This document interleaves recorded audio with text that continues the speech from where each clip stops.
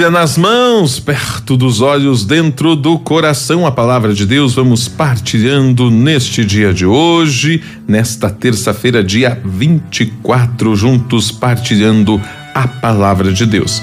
Já pegou aí? Vamos lá então.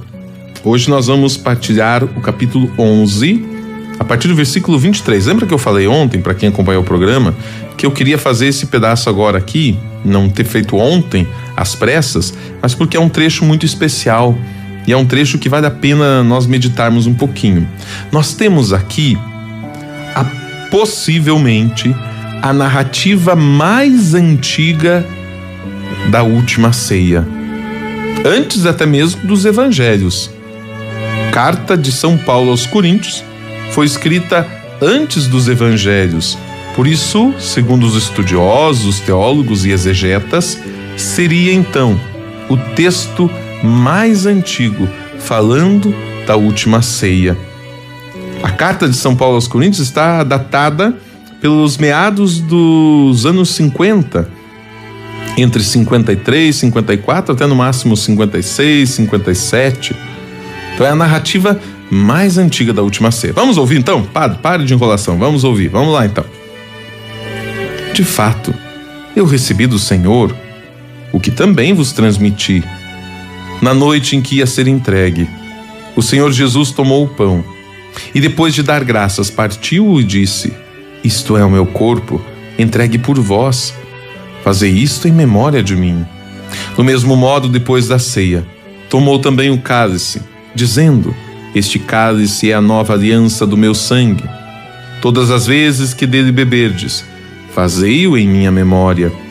De fato, todas as vezes que comerdes deste pão e beberdes deste cálice, proclamais a morte do Senhor até que ele venha.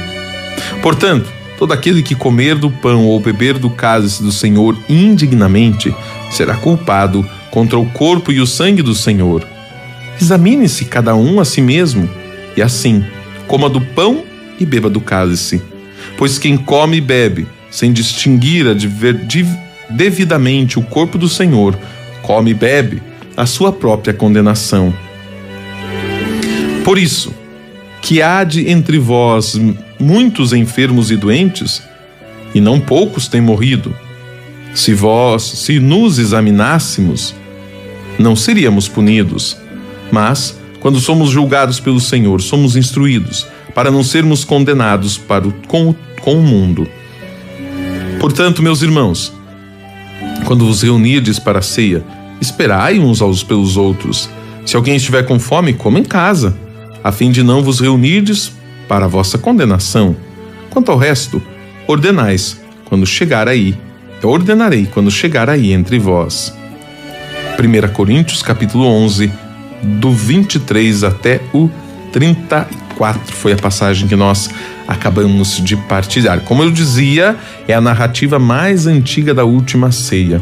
Vale recordar aqui porque Jesus está condenando o modo como eles vivem esta ceia.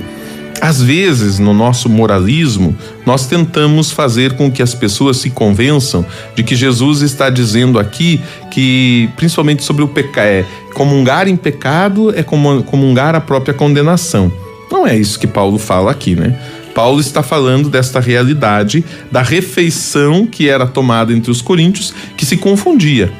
Refeição com ceia. Então, uma coisa é a ceia, o pão que é abençoado, junto com o vinho que é abençoado e consagrados para nós tornam o corpo e sangue de Cristo. Outra coisa era aquelas reuniões fraternas que eles se encontravam e ali partilhavam e comiam.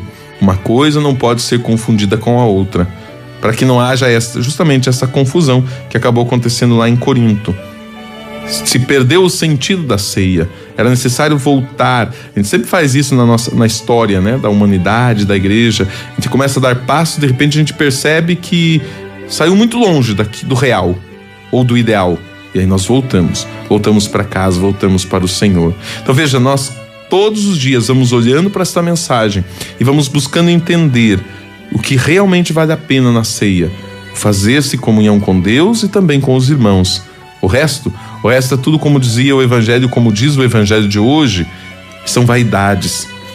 Vaidades que vão se acabar, assim como o templo um dia caiu. Nós saibamos cultivar o que realmente vale a pena, o que não passa e o que não se acaba. Ó Mãe Maria, intercede por nós, passa em nossa frente.